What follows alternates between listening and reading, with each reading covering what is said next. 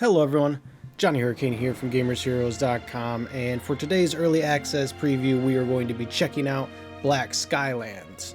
Let's get started. Black Skylands is a top-down bullet hell action adventure. The bullet hell isn't as bad as your typical type of top-down game. It doesn't get that chaotic except when you're flying. It can get crazy then, but it's very manageable. I'm not actually a big fan of this type of game, like the bullet hell genre. The only one I really liked was Enter the Gungeon, and this one, I do like this one quite a bit. You play as a young woman named Eva. You actually start the game as a girl. That's where you get the tutorial and basic information on how it plays. You learn how to use your grapple hook, your dodge, even your little pistol. It's more like a Nerf gun than anything else. But this only lasts for about 20 minutes, and it's to set up the story. Your father has been missing for a year, and it's your birthday, and he is coming back, finally. I shouldn't say he's missing. He is what's called an earner, and they go out, and they stay out for a very long time. They just don't know when they're going to come back, but he has a ride back home on your birthday, and he's brought home a couple of gifts. It is worth noting before we go any further, this game is basically a bunch of broken up sky islands, so you need a sky ship to pretty much go anywhere. Anyways, after your birthday and meeting all the key characters, your father shows off this creature from the swarm. He says it's not hostile. Your Uncle Kane is like, yo, it is. Then it goes to attack your brother, and Kane intercepts. When this happens, that commander dude, with very bad accuracy, shoots, injures Kane, and kills his falcon. Now, when you spoke to Kane earlier, all he really mentions, besides that he's a hunter, is that he really loves his falcon. So yeah, that doesn't end well. Kane basically goes berserk. He becomes rogue, effectively. He becomes a pirate.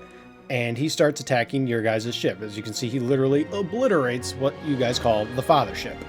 And now that Eva is no longer a child, it is her job to help rebuild and deal with the Kane situation. To do this, you go in free islands from Kane and gather resources and rebuild the father ship. The basic loop is this. Find an island, kill all the enemies on that island, the population then joins you gather whatever resources you can from said island, then you go either back home or you go find another island. The story is basically going to stop Kane from attacking your father's ship, and you have to go to the various islands to do that. The only thing that really slows down the story, and this is something I want to mention, is that the game is very grindy. So they've got power levels on each island, and if you don't have that power level, things are very rough. Like you can go in there without your ship, you might be okay.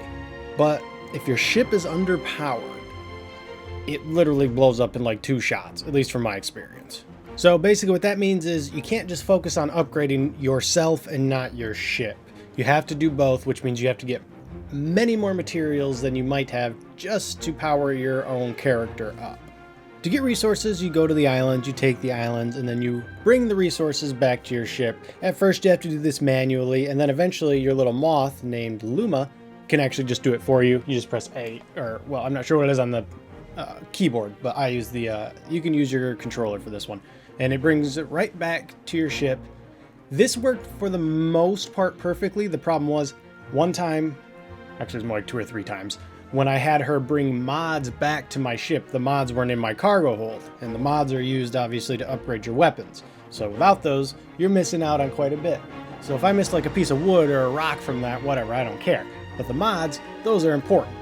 And back at the father ship, you do get to build a few buildings that can make your ore, make your weapon, upgrade your ship, and a few farms as well. The farms are important to make like cotton and jute and even cabbage. The cabbage you sell, you don't have to feed your people, but you need the cotton to get yourself some new equipment, some new armor, new boots, things like that. And of course make sails, same with jute.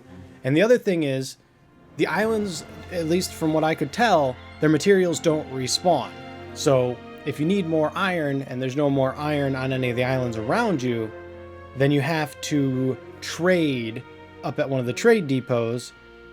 You need to trade them jute or cotton or a different material in exchange for another material. So you're always growing stuff, and this takes time. And you can't just sit and wait around for things to be built up, because your islands will be attacked.